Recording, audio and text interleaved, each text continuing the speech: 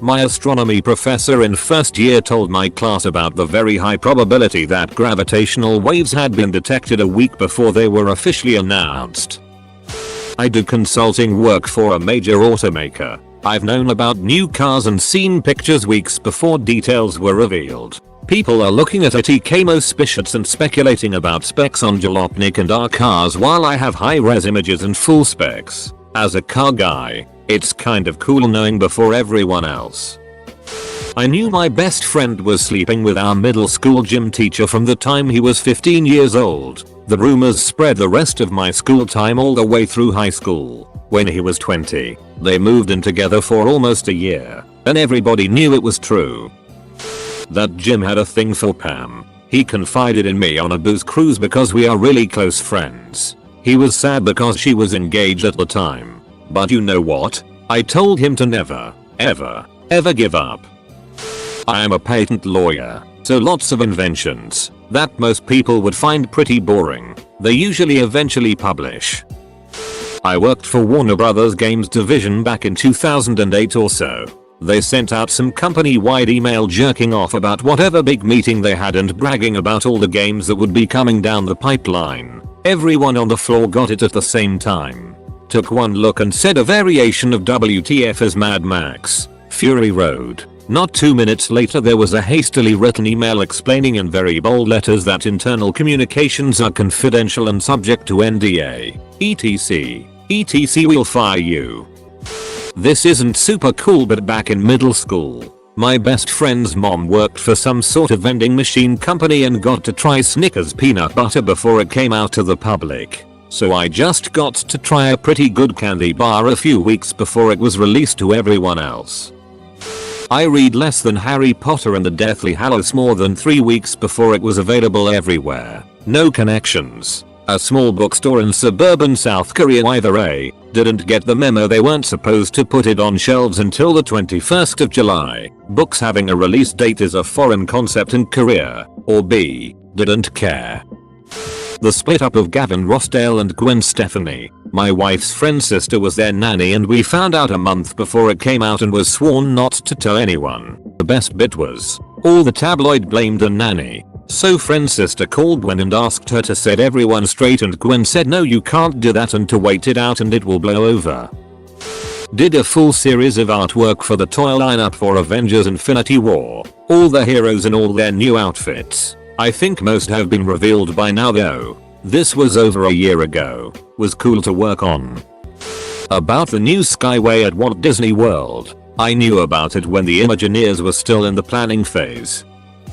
Well, I was an intelligence analyst back in the 90s. After the Berlin Wall came down and the USSR turned into Russia with glasnost and perestroika and all that, everyone was like the Cold War is over. Yay. Even people in the military were on board. Except for everybody that worked in intelligence. We were all like nope.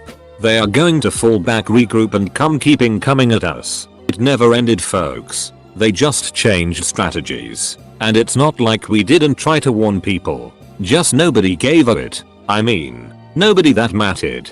Also, 9/11. I mean not that specific attack. But we knew something like that was bound to happen after we destabilized Iraq. Saddam was a real son of a bitch, but he kept a lockdown on his borders. After the Iraqi government collapsed, it was a ducking highway for every 2-bit jihadi looking to strap on and blow up some Yankees. And believe it or not, ducking up countries and their economies, killing a bunch of non-combatants and turning into an eternal occupying force pisses people off enough to do that sort of thing. What I'm saying is that most of our current world political problems were not only entirely predictable, they were predicted. The decisions makers were warned of the consequences and they ducking did it anyway.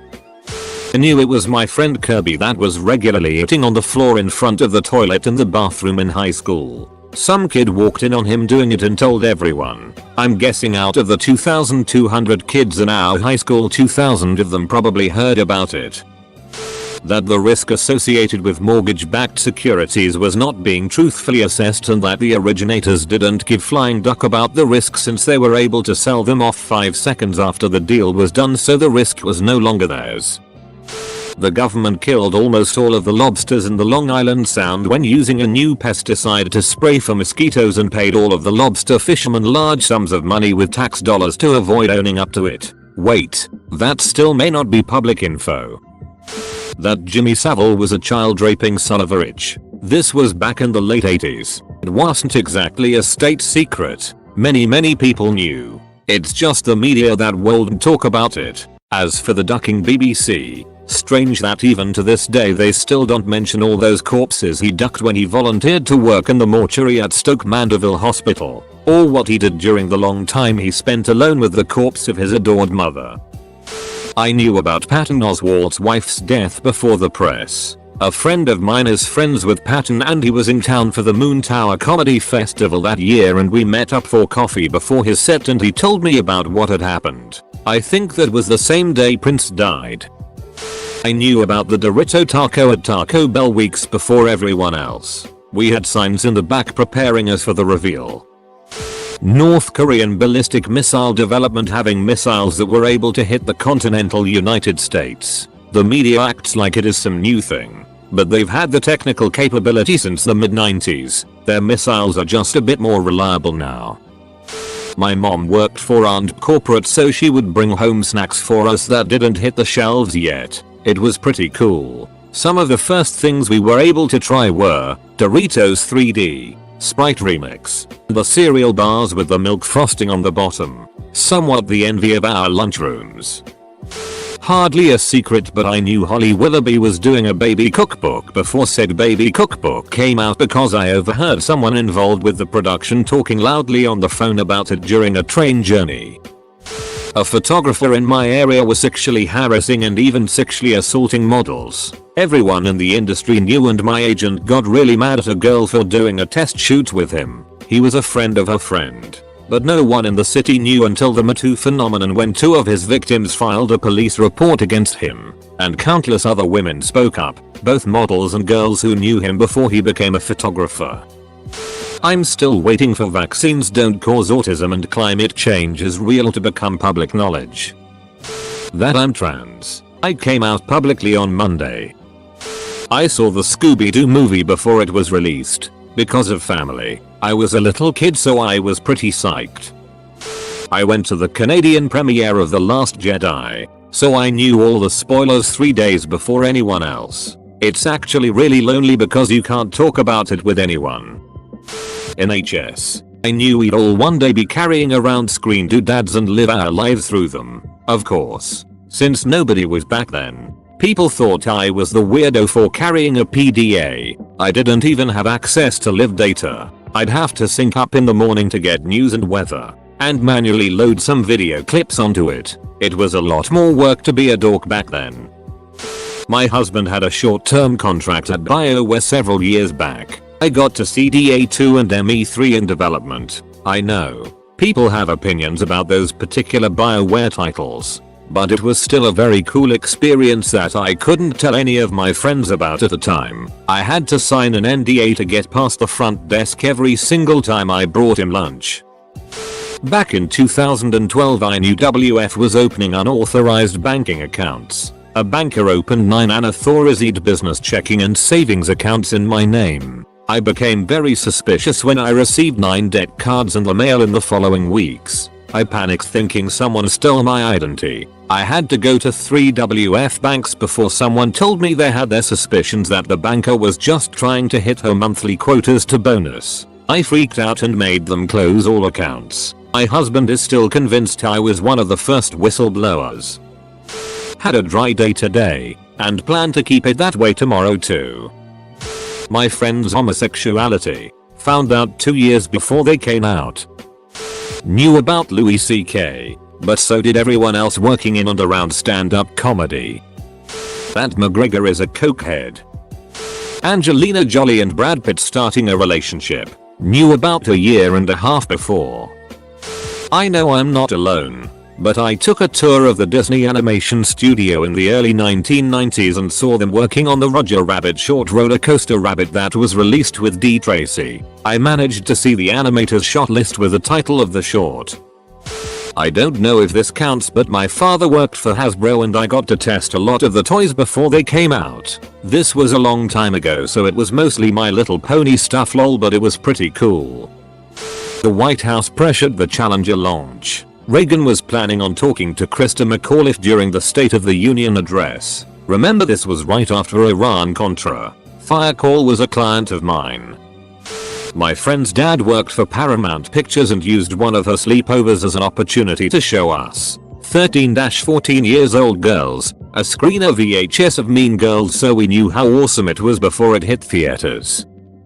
I knew the Challenger astronauts had survived the initial blast. That Matt Lauer was a creep. My college roommate worked on the Today Show and always had stories. The only thing shocking about him getting fired was that it took a cultural movement to get him out. That a certain director was going to be fired from a certain high-profile space fantasy movie series. I worked for one of the people that Kathleen Kennedy's office talked to about the director's drug problem. Throwaway because NDA. That an archdiocese in New Jersey was harboring sexual predator priests and were going to get sued big time. A place I was working at was involved in supporting the Catholic Church in their case prep.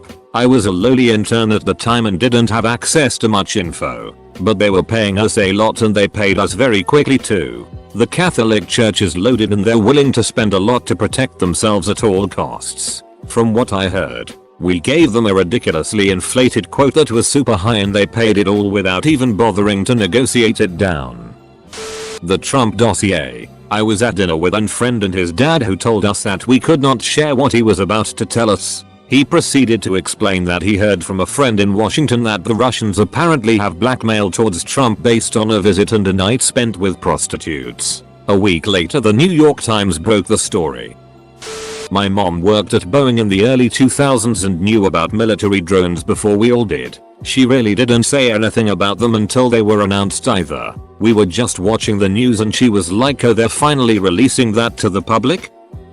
I'm the only one who's really here. I knew my aunt, by marriage, was having an affair years before anyone else in my family did. We had gone to my uncle's house for Christmas one year and I wandered into their bedroom looking for a bathroom, but instead found my aunt with her tongue down one of my uncle's friend's throat. I was like 7 and grew up in a home with no married couples, so I totally didn't get what was going on. And it wasn't until years later when the whole thing, as well as multiple other affairs, came out that I realized and thought to maybe share the information with other members of my family. Toby Flenderson is just the worst. Friend of a friend was involved in the music industry. He called us and let us know that Michael Jackson had passed at least 2 hours before it hit the news. Wasn't really a secret rather than it not hitting stateside yet. My grandma came back from China with toys for me and my brother. They were Beyblades. These were legit compared to the ones that were released in America from what I assume were looser safety regulations. More durable plastic with a heavy metal weight in the center that was actually designed to create sparks when it hit the other Beyblade. We didn't understand what they were or how to play with them, so we kind of just shoved them underneath our beds till the anime became big. These things actually tore through the plastic on the American versions and it actually made my brother bleed once. Gordon Ramsay is bisexual and sleeps with his waiters. Oh wait, that hasn't come out yet.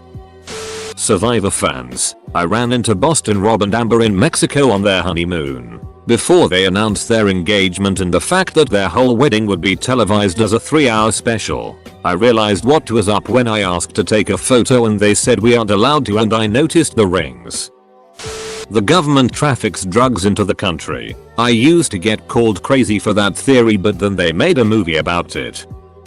In 1983-87, an interesting friend of the family filled me in on many of the things that were eventually brought to light in the movie The Men Who Stare at Goats, and several that weren't. Kevin Spacey. In college, I went through a Kevin Spacey movie.